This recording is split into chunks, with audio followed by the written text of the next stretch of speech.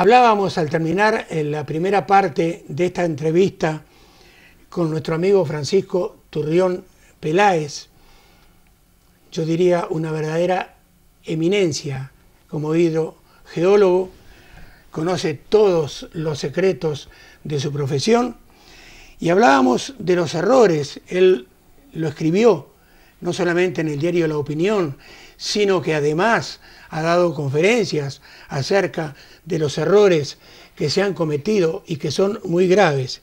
Y la pregunta es si en el resto de España se dan estos mismos errores y también las consecuencias que traen.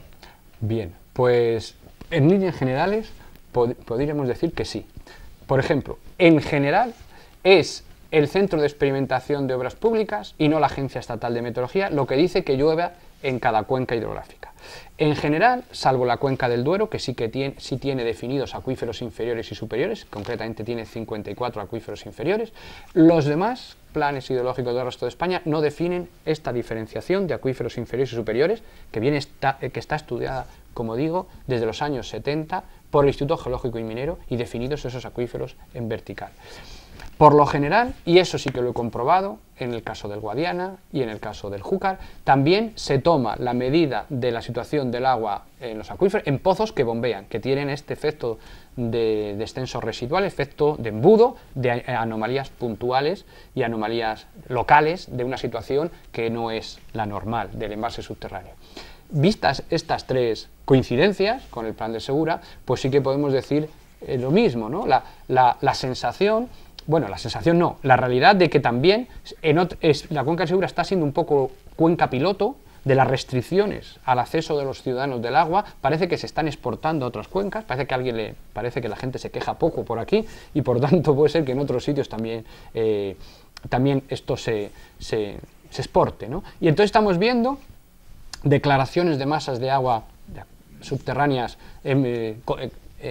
declaradas sobreexplotadas, en mal estado cuantitativo, también en base a puntos de bombeo de pozos que bombean, es decir, sin rigor científico, en mi opinión, limitaciones también en otras cuencas como el Júcar y como el Guadiana, que se está dificultando el acceso a los regantes a ese agua, ¿no? Impidiendo los pozos de 7 metros cúbicos, también en el Duero. Es decir, parece que hay una voluntad política o una inercia a alejar a los ciudadanos del agua, que no se acerquen al agua, que no la tocan, que sea el Estado el que se lo suministre, impedir esos derechos que tenemos todos por ley, por la Constitución y por la Ley de Aguas, de acceder al agua que está debajo de nuestros pies de forma sostenible.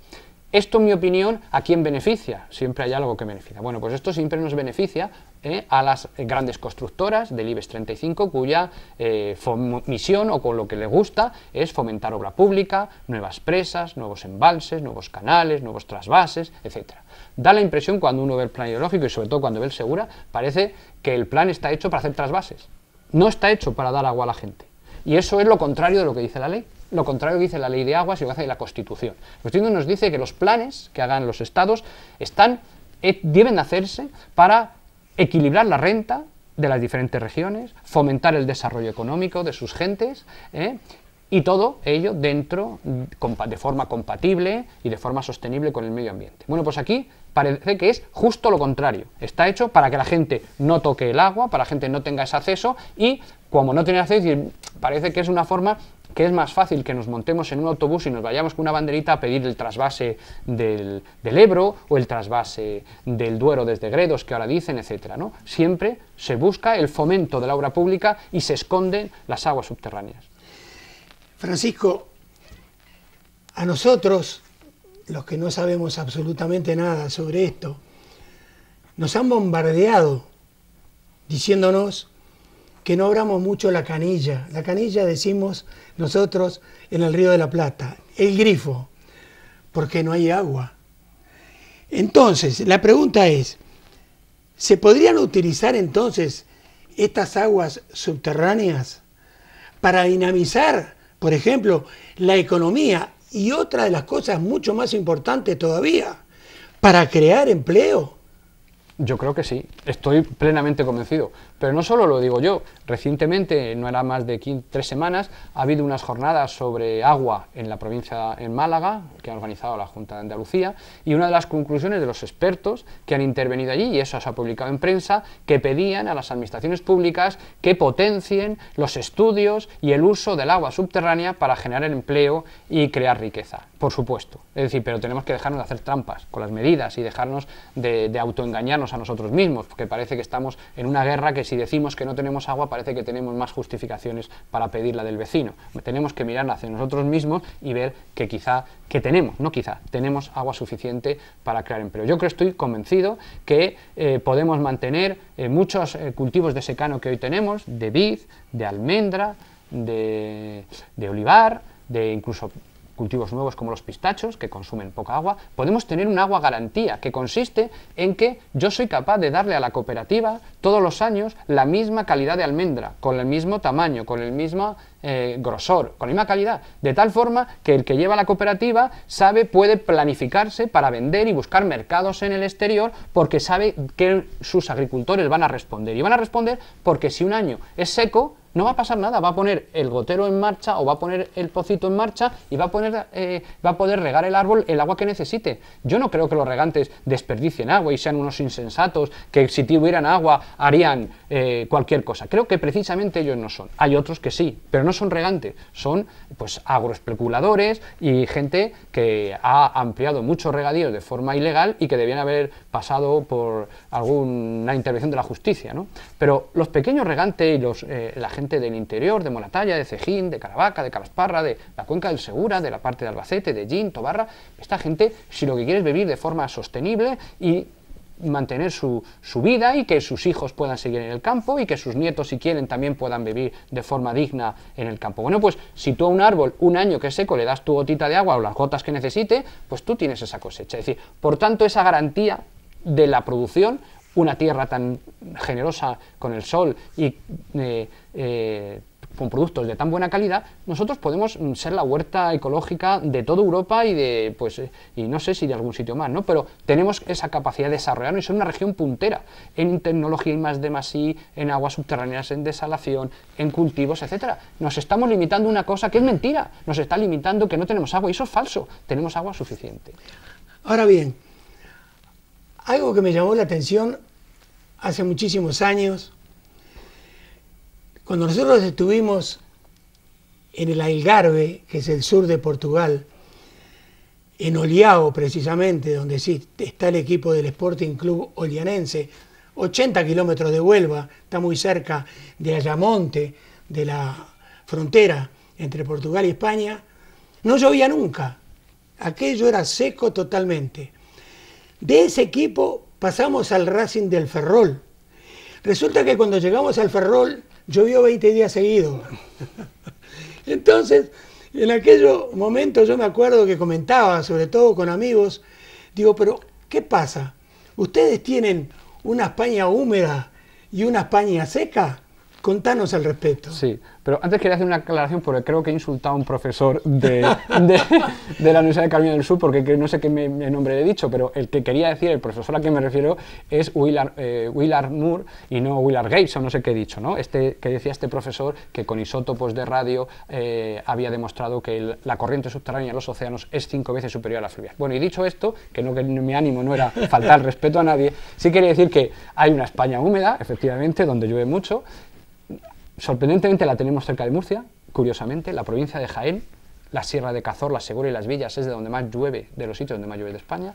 Hace 2 o 3 años la Agencia Estatal de Meteorología, la agencia oficial para esto, decía que la provincia de Jaén había llovido más que en la provincia de La Coruña. En ese año fue el 2012-2013, es decir, bien, la importancia de las montañas con la lluvia. Hay una España húmeda, efectivamente, y una España donde llueve menos, una España que teóricamente y siempre hemos estudiado como seca. Pero lo que no hemos estudiado es que hay una España permeable y una España impermeable, que coincide, a grandes rasgos, ¿no? Donde más llueve es una zona bastante impermeable, Galicia, el Ferrol, lo que tú dices, las rocas son granitos, cuarcitas, neises, y son una roca muy impermeable, el agua solo se mueve por fisuras, por fallas, ¿no? El agua subterránea es muy escasa, pero bueno, allí tienen mucha agua fluvial. En cambio, la mitad este de la península ibérica, estamos en una zona que se supone que es la zona seca, pero es la zona más oquerosa o la zona que tiene más porosidad y que tiene más acuíferos. Es la España permeable, ¿no? Y es una zona donde lo que hay, la abundancia que tenemos no es en agua fluvial o superficial. Precisamente, como es tan oquerosa la roca, no vemos muchas veces agua por los ríos porque es que se infiltra, ¿no? Que es la España permeable. De hecho, el Instituto Geológico y Minero, en un estudio que hizo, que se titulaba el Estudio Geológico Alto Júcar, Alto Segura, decía que la cabecera del Segura y la cabecera del Júcar eran de las zonas más ricas de España en agua subterránea. Claro, pero como no la vemos, nos han hecho creer que no existe. Nos han hecho creer que la única agua que tenemos es la que vemos. ¿Hay sequía? ¿Vemos correr poca agua por las ramblas y arroyos y ríos? No tenemos agua. ¿Hay inundaciones? Vemos las ramblas salirse. Peligro porque hay inundaciones. Pero nunca nos han contado que no tenemos que preocuparnos. Si es que aquí el agua se filtra, el agua se va al interior de la tierra, se almacena en los embalses subterráneos que no tenemos en cuenta en el plan hidrológico y se nos va de forma subterránea a las plataformas marinas, en lo que es la SGD, la corriente subterránea, que tampoco hemos contabilizado y tampoco tenemos en cuenta, esa que es 15 veces superior a la fluvial. Es decir, hay una España seca pero permeable y no tan seca como hemos dicho, porque tenemos que pedir que sea la Agencia Estatal de Meteorología que nos diga lo que llueve en la cuenca del Segura. Sí que es cierto que en la cuenca del Tajo, con datos oficiales, hay un descenso de las aportaciones, de las lluvias, mejor dicho, de los últimos 40 o 50 años, donde entre Peñas y Buendía, lo que es la cabecera del Tajo, y en esa zona está clarísimamente demostrado, en mi opinión, que en los últimos 40 años hay un descenso de la lluvia de un 3 o un 5%. Pero en el caso del Segura no. En el caso de la cuenca del Segura, con los datos propios de la página web de la Confederación, datos de embalses, desde los años 40 hasta hoy, prácticamente sigue lloviendo lo mismo. Y yo he oído a profesores de la Agencia Estatal de Meteorología y a meteorólogos decir que en lo que es el sureste no está lloviendo menos.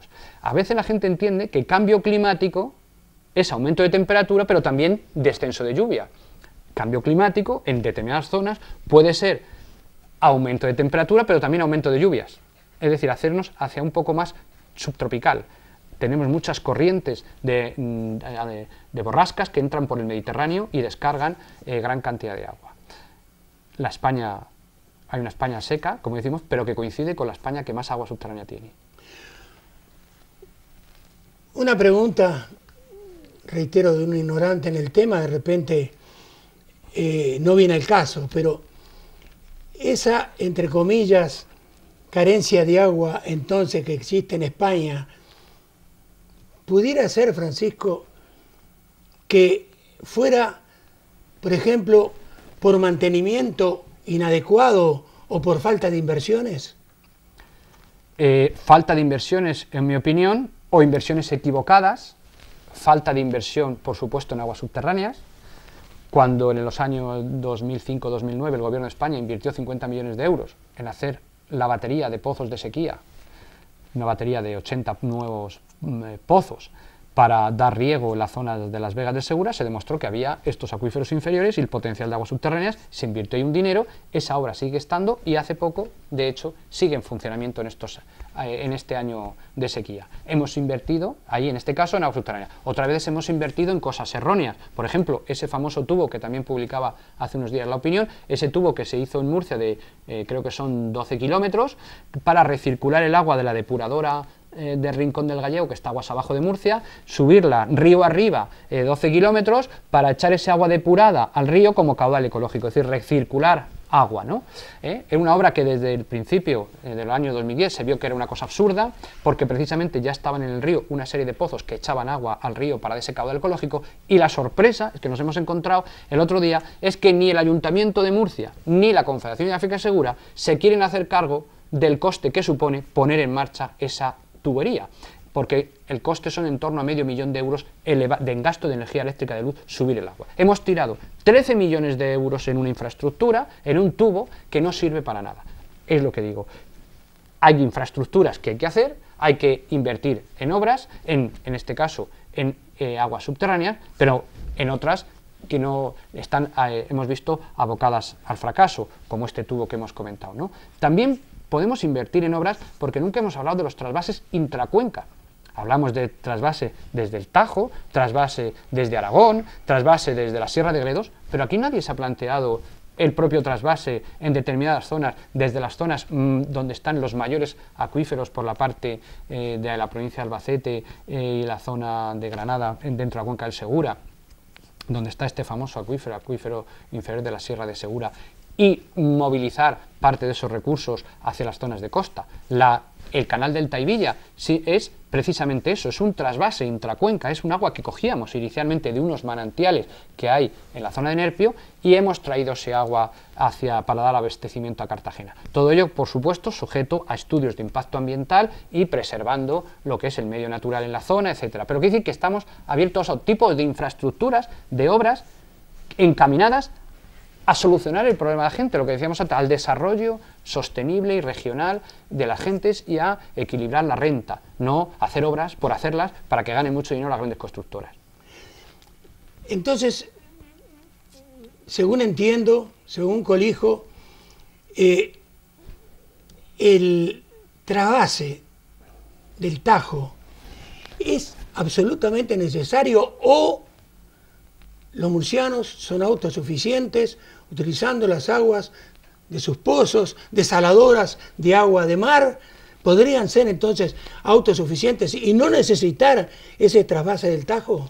En mi opinión, sí, pero no solo lo éramos hoy, lo éramos también en los años cuando se planteó el trasvase Tajo Segura. En mi opinión, sí que es cierto que en la época de la República Española se pensó que desarrollar la agricultura del sureste peninsular, pues una solución sería el trasvase. En los años 60 ya, finales de los 60, ya hay estudios y publicaciones científicas que demostraban, cuando ya se estudió los acuíferos de la cuenca del Segura y la cuenca del Júcar y lo que era la transferencia subterránea al mar, el profesor Ramón Llamas valoraba que esas surgencias al mar en la península ibérica entre 2 y 8 kilómetros cúbicos anuales, ya él mismo ya nos decía, y no fue el único, otros investigadores decían que esa obra podía ser sustituida o no hacerse con las propias aguas subterráneas de la cuenca del Segura. Hoy sabemos mucho más, sabemos lo que hemos hablado, la cantidad de agua que estamos drenando subterránea al mar sin utilizarla. Hoy además tenemos nuevas tecnologías en perforación que nos permiten utilizar estas aguas de los acuíferos inferiores sin afectar a los ríos. Y también tenemos la tecnología de la desalación. Hoy en día estamos, en mi opinión, perfectamente capacitados para ser autosuficientes y no tener dependencia, hidrodependencia del Tajo Segura, desengancharnos del Tajo Segura y además en un periodo de 5, 6 años como mucho. La situación que ahora mismo tiene la cabecera del Segura, y creo que hay mucha gente en Murcia que es consciente de eso, es absolutamente dramática. Los embalses entre Peña y Buendías están prácticamente secos y estamos, digamos, condicionando el desarrollo económico de otra región cuando nosotros tenemos que achicar agua de nuestros garajes de Murcia para que no se inunden nuestros coches. Esto es absolutamente surrealista y esto es absolutamente gravísimo. Creo que Murcia puede ser autosuficiente en materia de agua en este periodo que digo, 5, 6 años, y desengancharse definitivamente. Yo estoy deseando aquel día en que un político de la región murciana se dé un abrazo con el de Castilla-La Mancha y firmen este acuerdo, y porque los regantes están viendo que tienen agua suficiente. Yo siempre digo, a un regante no es como el que va a un restaurante a pedir vino, que le saca una carta de vinos y le dice, ¿qué vino quiere? ¿De Jumilla, de Moratalla, de Bullas? No, no. Cuando tú vas a un restaurante y pides agua, tú dices, quiero agua que esté fresca, del tiempo, fresca, ¿no? Un regante lo que quiere es un agua en cantidad necesaria en la calidad necesaria para su cultivo y cuando la necesite, y a un precio asequible. Le da igual que sea del Tajo, del Ebro, del acuífero inferior de la Sierra de Segura, del sinclinal de Calaspar, le da igual, él necesita su agua y va a pagar el precio que venía pagando razonable. Y mezclando el agua desalada con el agua subterránea, que es muy barata, el precio, bajamos la tarifa, el precio se hace barato y se hace competitivo y puede sustituir perfectamente al trasvase Tajo Segura. El día que la cuenca del Segura se dé cuenta que puede desarrollarse más económicamente sin el Tajo Segura y confiando en sí misma, creo que será el momento de despegue económico de la región de Murcia y de la cuenca del Segura.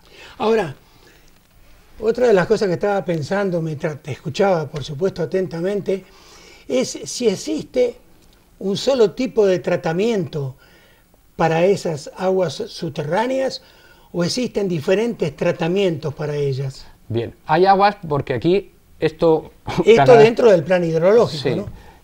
Hay aguas, tratamiento, en el sentido de tratamiento químico, de elaboración. Sí, de elaboración. Bien.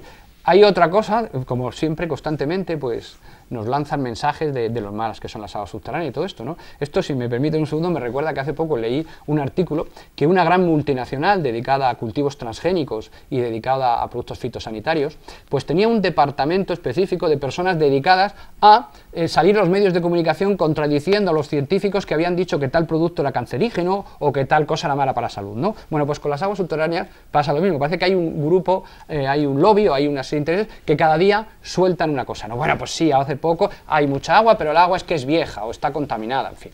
Esto es cierto a veces que hay zonas donde el agua no tiene buena calidad, pero en general, en la inmensa mayoría, en el 90% de las masas de agua subterránea de la cuenca del Segura, de su superficie, es un agua excelente para regar y para beber.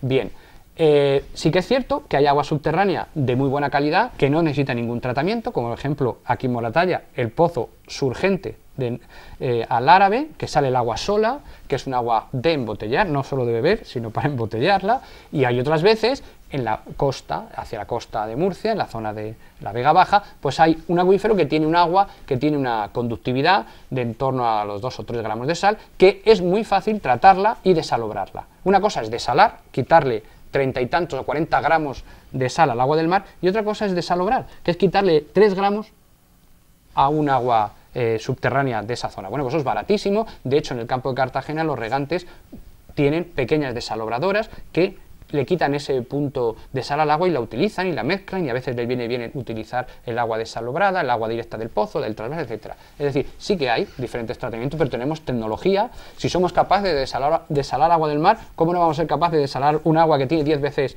menos de sal? Bueno, para terminar entonces, que se nos fue el tiempo, es de perogrullo, pero que aclares bien, como última pregunta, si el déficit entonces de agua que existe en esta zona en España, si es ficticio. Bien, pues en mi opinión, sí, es ficticio. Hemos abordado algunas de las razones. Primero, porque los datos meteorológicos tienen esa regla del 10%, están infravalorados, porque no ha sido la Agencia Estatal de Meteorología, porque no hemos incluido los embalses subterráneos, porque no hemos incluido la corriente subterránea que va al mar, esos entre 500 y 800 hectómetros que se están yendo todos los años al mar, con los propios datos del concepto de recarga del propio plan hidrológico. Porque no tenemos contabilizado, como hemos dicho, lo que son la escorrentía real, la cantidad de agua que tenemos, tanto como escorrentía como recarga de acuíferos, todo este volumen, y cuando hacemos los números bien hechos, no nos inventamos datos, simplemente con el dato de precipitación que decía el propio plan en su documento inicial. Oiga, cuando diga, mire, este es mi documento y vamos a empezar por aquí, yo creo que llueve 400 milímetros, digo, vale, de acuerdo, firmemos eso. No, es que el propio plan coge y más adelante dice, no, esto me parece mucho, y lo dice el Centro de Experimentación de Obras Públicas, no lo dice la Agencia Estatal de Meteorología, ¿no? Bueno, pues con ese dato, con datos coherentes y científicos, podemos decir que nuestros recursos naturales propios de la cuenca Segura son el doble de lo que decimos, y que al ser el doble que decimos y si añadimos el agua que el propio plan dice de desalación, ¿vale?, nosotros no tenemos déficit en la cuenca del Segura, tenemos superávit. Pero no solo que es que tengamos superávit teniendo en cuenta el Tajo, es que sin tener en cuenta el agua del Tajo, si no viniera ni una gota de agua del cuenca del Tajo, nosotros con los datos del plan hidrológico tenemos agua suficiente. ¿Qué es lo que nos falta? Nos falta hacer esas infraestructuras necesarias, es decir, baterías de pozos en sitios concretos para sustituir el agua del Tajo para beber, por supuesto, y para regar, y mezclar agua subterránea con agua de los acuíferos inferiores con agua desalada para tener una tarifa barata y ser absolutamente autosuficientes. En mi opinión, sí, podemos ser autosuficientes y en mi opinión debemos. Lo que se está pasando con la cabecera del Tajo Segura creo que es algo que tiene que ver con un deterioro medioambiental inconcebible. Muy bien, muchísimas gracias. Evidentemente te traeremos para que nos hables acerca de tus soluciones, de esas infraestructuras que pensás que en España se pueda arreglar entonces el problema, entre comillas, que tienen sobre el agua. Y algo que a Francisco no le va a gustar, ya que nos habla también del agua. Yo no tengo más remedio que decirles que el agua, piénsenlo bien, es la bebida más peligrosa que existe. No existe ninguna más peligrosa que el agua. Recuerden que si no la beben, pierden la vida. Hasta la semana que viene.